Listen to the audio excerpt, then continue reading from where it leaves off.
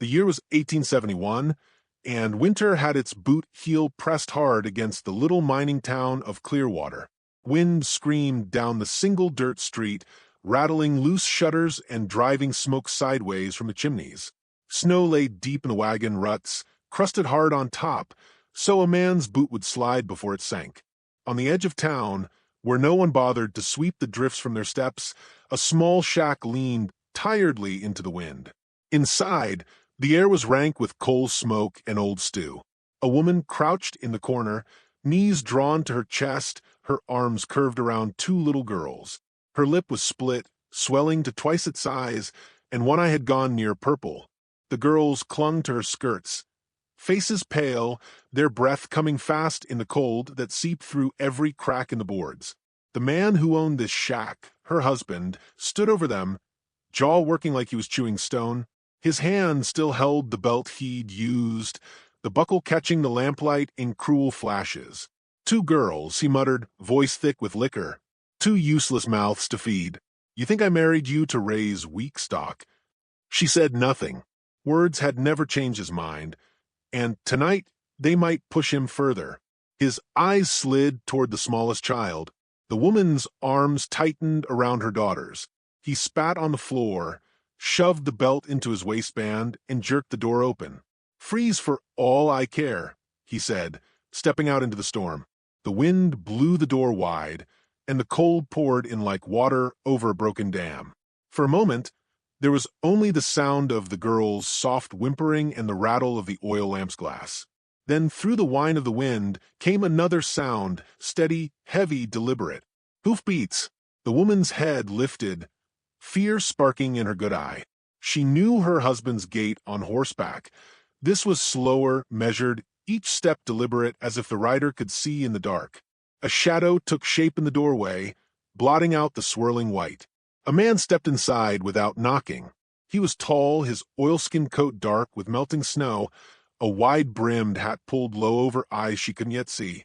Steam rose from the great black horse he'd left standing in the snow. The air seemed to change around him, not warmer exactly, but heavier, as if the wind had paused to listen. His gaze swept the room once, quick but not careless. His eyes landed on her and the children. "Where's your man?" His voice was rough, low, carrying the weight of someone who didn't ask questions twice. "Gone," she whispered. "Good." He crossed the floor in 3 strides and shrugged the coat from his shoulders, the smell of horse and wood smoke rising from it. He wrapped it around her before she could protest. The fabric was warm from his body, smelling of leather and rain. "You're coming with me," he said, and it wasn't a request. She hesitated, looking down at her daughters. The man's eyes, gray, cold as the sky, shifted to them, then back to her. Something flickered there. Something not quite pity, but close enough to make her chest ache. They left the shack behind without a backward glance. The black horse stood waiting, breath steaming in the frigid air. He lifted the smaller girl into the saddle first, then the other, then offered his hand. She took it, feeling the rough calluses against her palm, and he swung up behind them, one arm firm around all 3. They rode through the storm, snow whipping past. The world narrowed to the rhythm of hooves and the creak of leather. She kept her head down, eyes on her daughter's small faces, but her mind churned with questions. Who was this man? Why had he stopped? What did he want? He said nothing until the shapes of buildings disappeared and the open plain swallowed them. "Name's Eli," he said at last, voice nearly lost to the wind. "Got a place west, 2 days' ride from town. You'll be safe there." Safe. The word felt strange in her ears, like it belonged to another life. By the time they reached his ranch, the sky was black and the moon a pale ghost behind thin clouds. The house stood solid against the wind, its windows spilling gold light onto the snow. He swung down, lifted the girls to the ground, then turned to her. She stood shivering, the coat wrapped tight, but she didn't move toward the door. The thought of stepping inside a stranger's home made her chest tighten. Eli's voice cut through the wind. "You step inside, you and those girls live. You stay out here, you die. Your choice." She looked past him into the warm light, then down at her daughters. Their eyes were wide, cheeks raw from the cold. The decision was made before she even took the first step. She crossed the threshold, and the door closed behind her with a sound like a chapter ending. Morning broke pale and brittle over the ranch, the sun a thin coin behind a gauze of frost. The storm had passed, leaving the land hushed under a white shroud. Smoke curled from the chimney, carrying the scent of burning oak into air so cold it stung the lungs. Inside, the fire popped and hissed, the only sound besides the soft breathing of two little girls curled on a braided rug, their bellies full for the first time in days. Eli moved about the main room with quiet efficiency, his boots making no more noise than the settling timbers. He poured water from the kettle into a tin basin, steam rising in lazy coils. The woman, her name still unspoken between them, sat at the edge of the hearth, eyes on her children but senses tracking his every step. The coat he had given her the night before now hung by the fire, its dark fabric still damp in patches. They spoke little at first. Eli went about his morning chores, checking the horses, breaking ice in the trough, carrying in more wood, while she watched from the window. Out beyond the barn, the land stretched wide and empty, the snow turning the world into a clean, merciless canvas. She could not remember the last time she had been somewhere without a neighbor's voice, without the echo of her husband's footsteps behind her. By the third day, the quiet began to loosen something in her chest.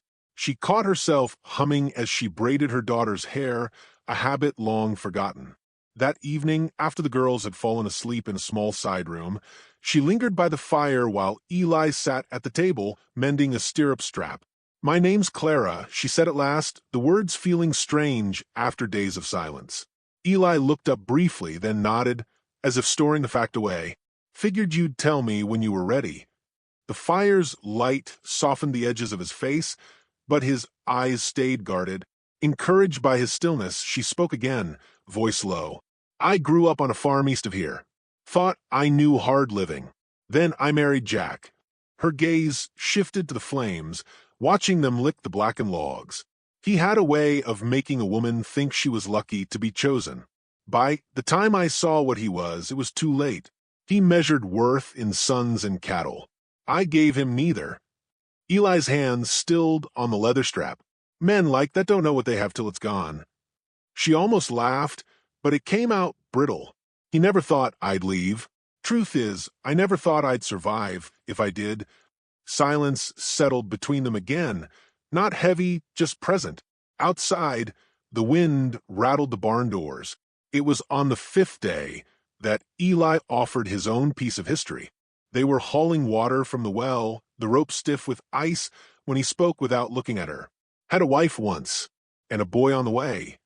The words came evenly, as if he'd rehearsed them. "Fever took her before winter set in. Boy never drew breath."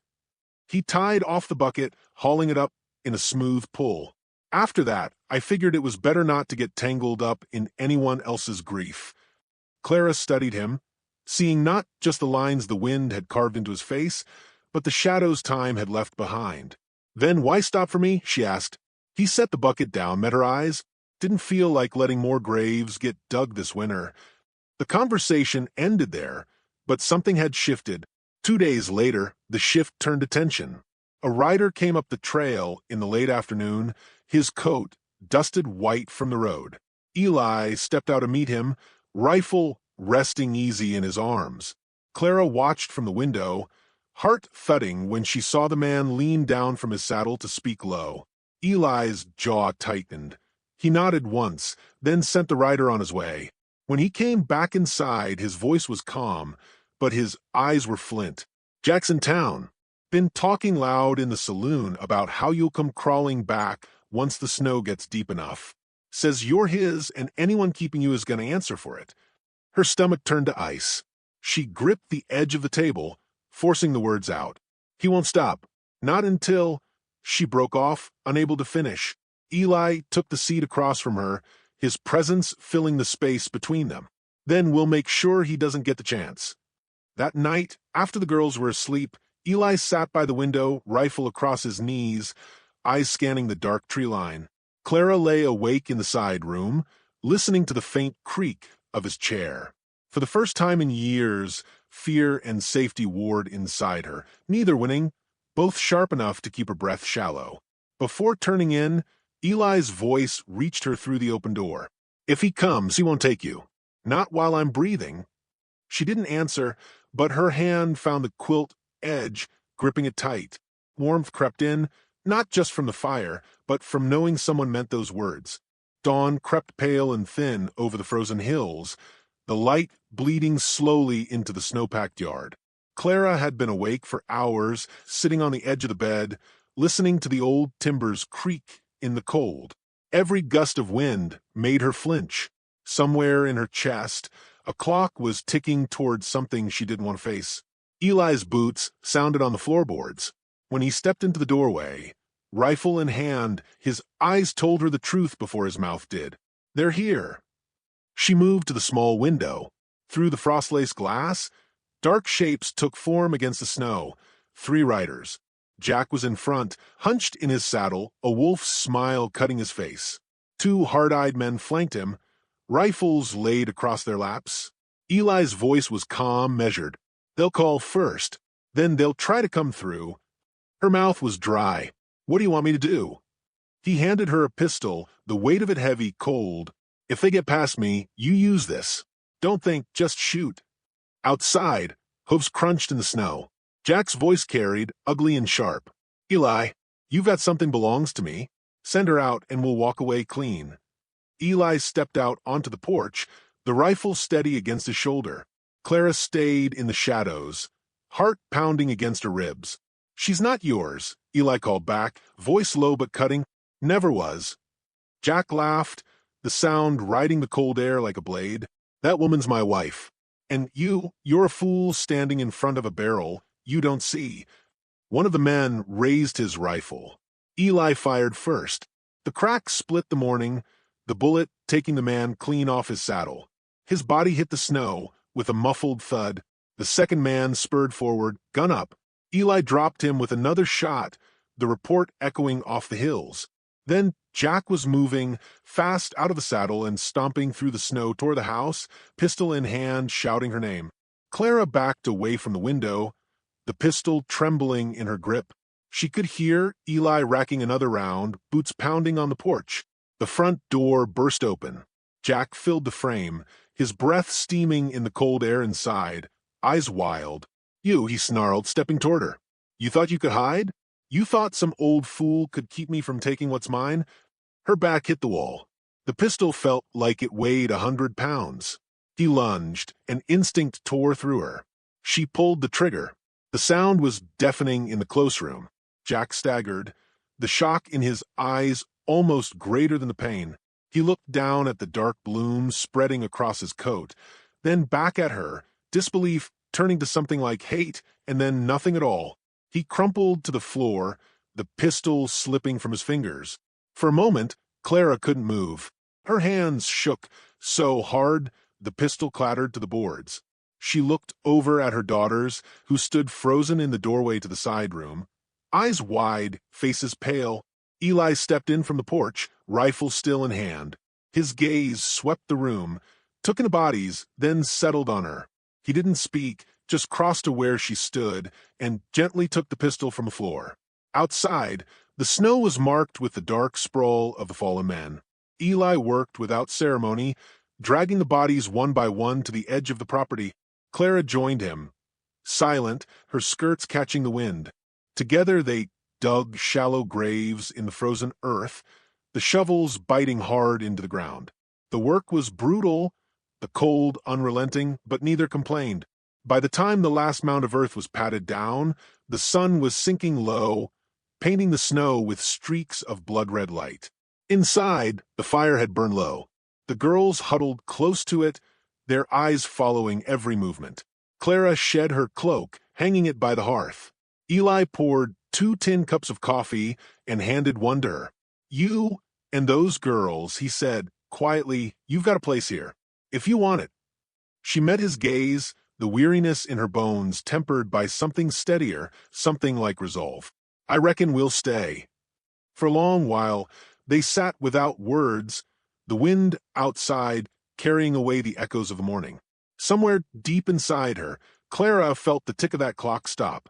She had made her choice. And in this wild, merciless land, choices were the only thing a person could truly own.